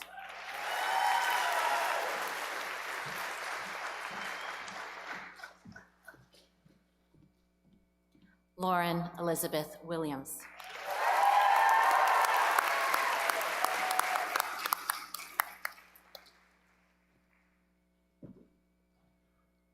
Peter Xiong.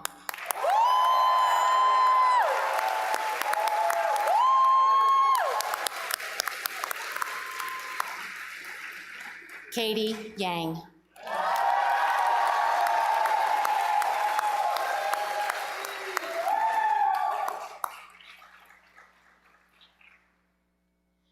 Teresa Yo.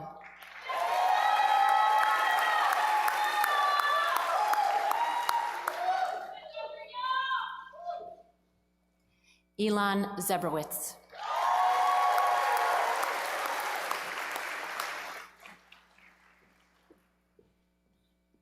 Julia Zhang.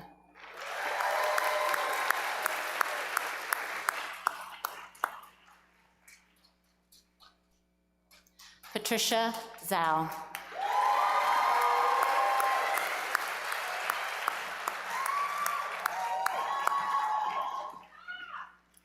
And Peter Zhou.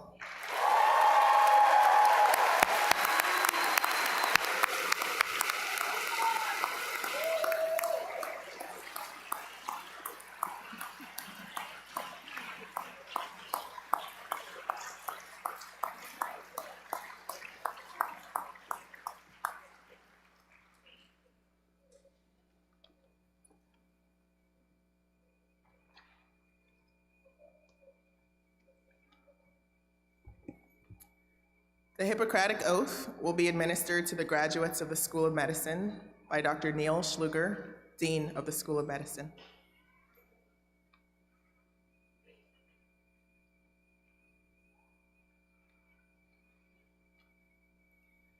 In the medical profession, it has been a custom for more than 2,000 years that no one may be admitted to its honors who has not first expressly taken upon himself or herself its obligations. Although the ancient Greek language is replaced by modern English, we still find no nobler words than the most ancient in which to hand down the tradition of our college.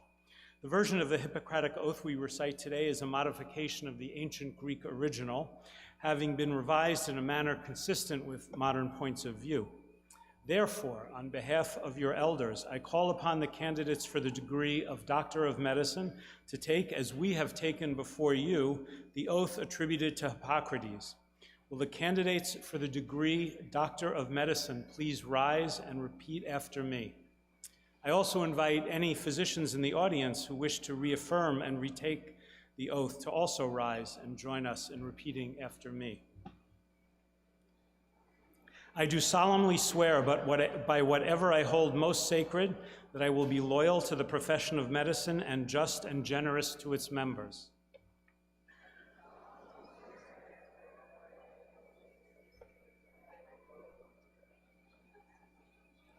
That I will lead my life and practice my art in uprightness and honor.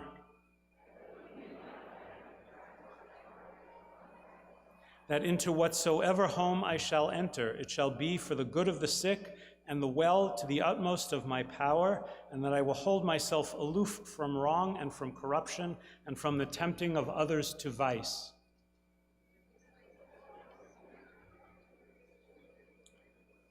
That I will exercise my art solely for the cure of my patients and the prevention of disease, and will give no drugs and perform no operation for a criminal purpose, and far less suggest such a thing.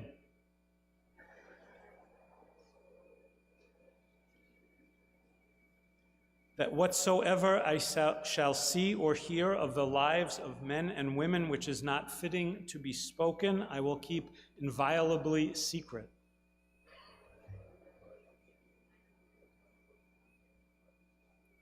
These things I do promise, and in proportion as I am faithful to this oath, may happiness and good repute be ever mine, the opposite if I shall be forsworn.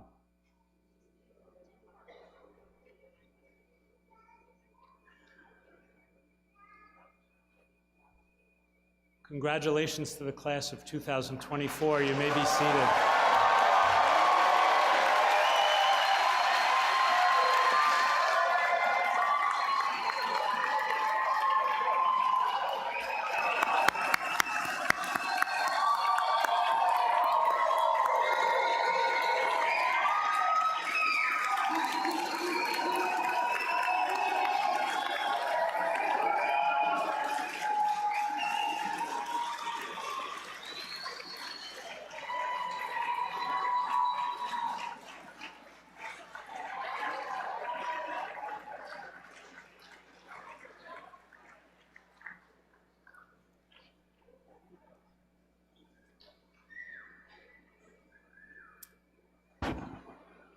It is the custom of this college, relatively unique in the health professions, education, to invite a representative of our military to join us every year at the commencement and to cede the podium to him or her for the next part of the commencement exercises.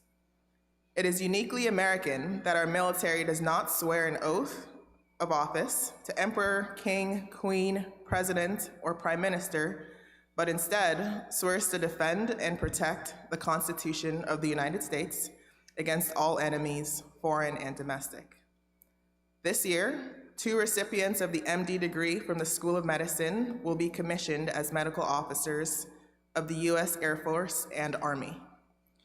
We're joined this afternoon by a graduate of the School of Medicine of New York Medical College, U.S. Navy Captain Mil Etienne, MD, MPH, Vice Chancellor of Diversity and Inclusion, Associate Dean of Student Affairs, and Associate Professor of Neurology and of Medicine.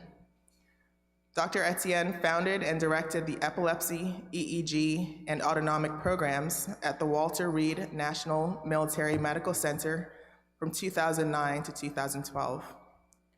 While at Walter Reed, Dr. Etienne was Associate Program Director of the Neurology Residency Program, and he was on the Clinical Neurophysiology Teaching Faculty for the National Institute of Neurological Disorders and Stroke, the NINDS, at the NIH. Captain Etienne currently serves as the Executive Officer for the Navy Reserve, USNS Comfort. He has been with us on the faculty at NYMC since 2013. Captain Etienne, on behalf of the college, I am pleased to say the podium is yours.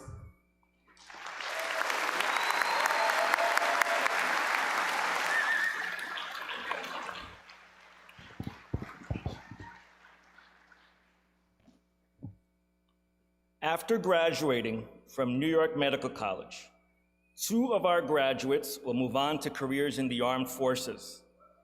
This year, we have 1 graduate who will be serving in the United States Air Force. The other will be serving in the United States Army. It is traditional for officers to recite the oath of office upon commissioning or upon promotion. This oath is the same oath that has been taken by all military officers as they get commissioned or promoted to their next rank.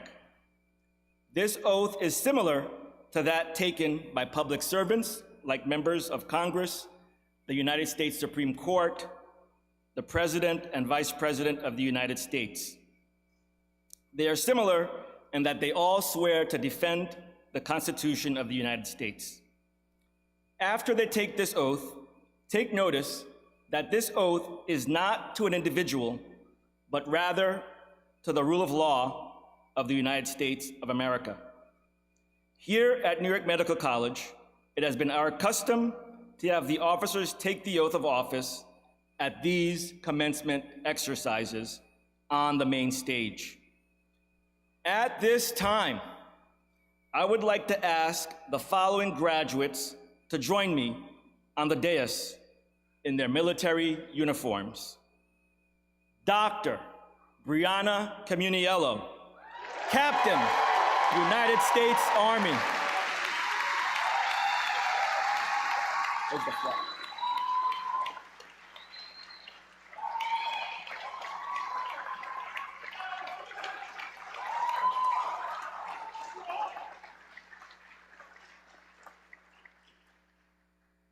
Dr. Bardia Kangaroo, Captain, United States Air Force.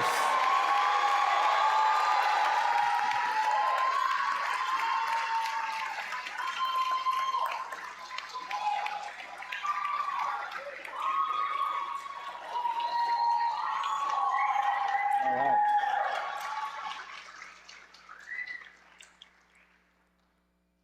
Raise your right hand and repeat after me. I state your name. Do solemnly swear that I will support and defend the Constitution of the United States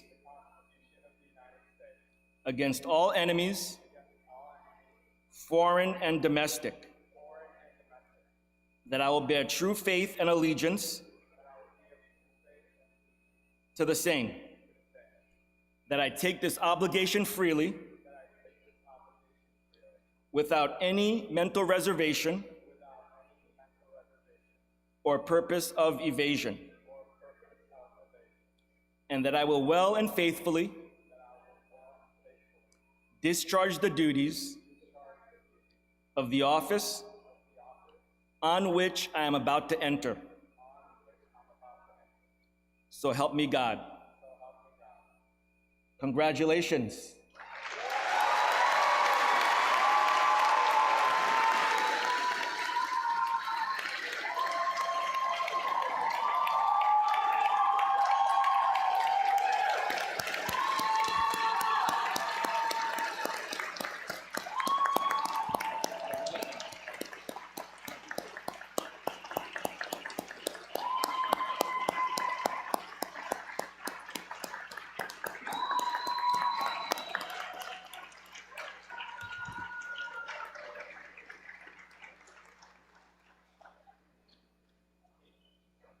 You'll see them follow their first order now. Officers, attention. Right face, march.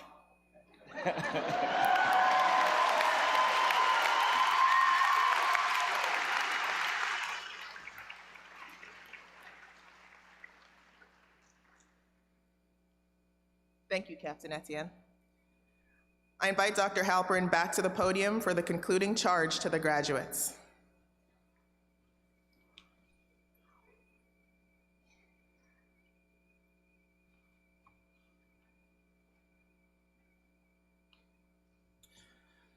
Thank you, Dr. Grant.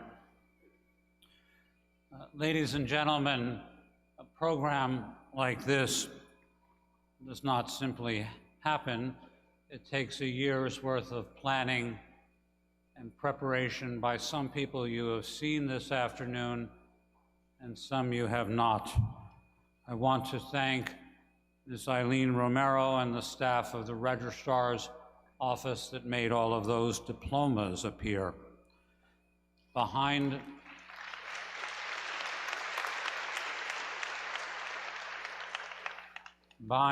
the curtains, you cannot see Michael Cotter and the ladies and gentlemen of the IT department that makes those websites and microphones and electronic devices work this afternoon.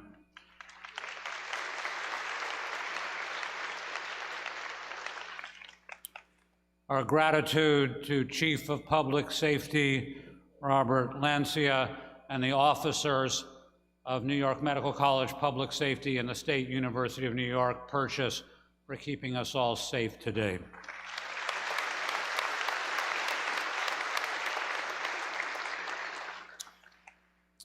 Thank you to Professor Jan Gulipter and the Faculty Committee on Commencement.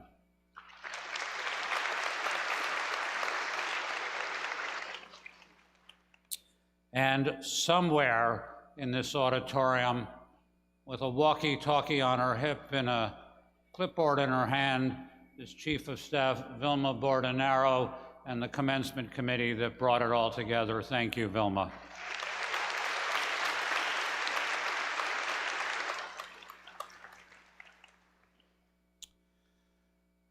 I think we have to congratulate Dean Neil Schluger for making it through his rookie commencement. Congratulations, Neil.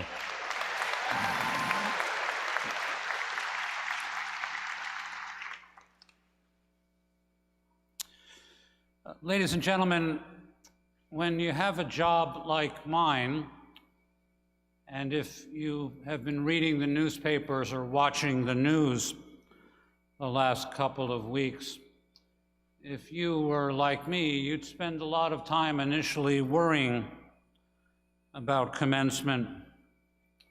But I've worked here for a dozen years, and I said to myself, if there's anyone who can show American higher education that there are decent people who still know how to run a civilized, dignified graduation ceremony that honors academic excellence, it's New York Medical College.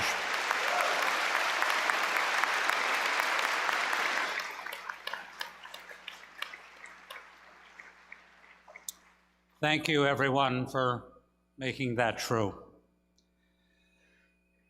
This college was founded in 1860. It is a 164-year-old community of scholars that was created and exists for the generation, conservation, and dissemination of knowledge about the causes, prevention, and treatment of human disease and disability. This college has changed with the times while remaining true to its core values. Behind the 42nd Street Library in Manhattan, you will find Bryant Park and a large statue which honors the founder of this college, William Cullen Bryant. We know where he stood in the 1850s. Free all enslaved people and give them full voting rights. Oppose what he perceived as the equivalent enslavement on social, economic, and medical terms associated with alcoholism. Give women the vote. Allow workers the right to form trade unions, collectively bargain with management, and if necessary, strike. When he established this college, it was in his time and remains in our time a bastion against bigotry in health education and health care, and a defender of respect for all. A person with a job like mine in giving a charge to the graduates that are before me would now find it easiest to slip into a mixture of more high-sounding prose and the delicate suggestions that as alumni get ready to make donations. But I'm a school teacher, and this is my last chance to teach, and there is a serious issue I want to conclude with today. I got very ill last October and lost a good deal of my sense of balance. Then I had a heart attack. I have two family members with decades-long severe chronic diseases. Ulcerative colitis for one, and multiple sclerosis for the other. I've learned a great deal about medicine, science, and healthcare recently by being a patient and a longstanding family member of patients. What I've learned in the last 3 months in particular is enormous progress has been made in biomedical science and clinical care in my lifetime. When I was a medical student, a heart attack patient like me probably would have died. If I had survived, I'd be at bed rest in the hospital for weeks. There were no mechanical devices to open the obstructed blood vessels. The medications available were a shadow of what they are now. On the other hand, I've learned in some areas no real progress has been made. There are enormous remaining gaps in biomedical knowledge.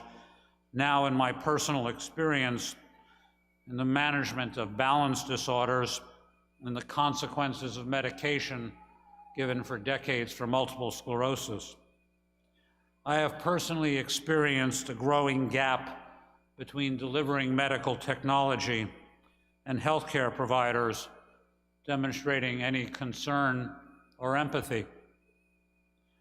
For those of you graduating today who will be biomedical scientists and engage in discovery research, the best way to predict the future of biomedical science is you'd better invent it. It's your job to make biomedical science and its deliverables better for our grandchildren than it is for us. Work very hard. The world is counting on you for the generation of new knowledge. For those of you graduating today who will be clinicians, remember, patients are perishable. Yes, deliver technology. And as Dr. Kadish told you, slow down. Talk to your patients. Develop rapport. Remember, the word clinic is Greek. It has the same etymologic root as decline, incline, recline. Literally, a clinic is a place where someone is lying down and someone in a position of power in a white coat is standing over them. Right now, you'll be the one standing up. But time passes. That's life. You're all going to close your eyes. You're going to open your eyes. And you'll be old, like me. And you'll be the one lying down. And someone young in a white coat will be standing over you. Care for your patients like you would like to be cared for yourself. Remember, the secret for caring for the patient is to care for the patient. Dear graduates, the faculty has sought ardently to educate. You have sought ardently to learn. We arrive at this day together as partners. We are proud of what we have jointly achieved. While you have been with us, we have striven to impart both values and knowledge, because wisdom only exists at the confluence of knowledge and values. We confidently set you forth, well prepared for the challenges that will be posed by medicine. As you go forward, I charge you to commit yourselves to the highest professional and ethical standards, to render to each person the dignity that is rightfully theirs, to remember that you are stewards of the connected human family, to be compassionate to those in need, and to remember with pride New York Medical College, as we will proudly remember you. I wish you all Godspeed on your journey, young doctors.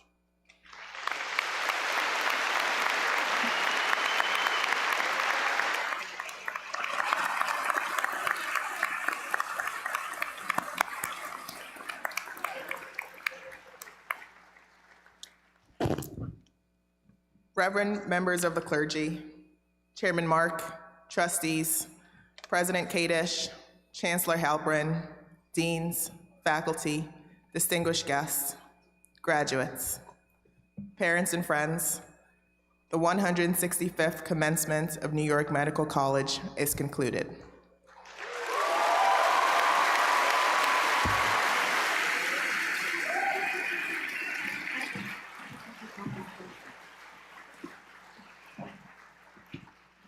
Yes, 165 graduations in 164 years. We had a double commencement in 1975. Please remain in your seats until the stage party, faculty, and graduates have completed the recessional. Congratulations, graduates. Have a wonderful afternoon.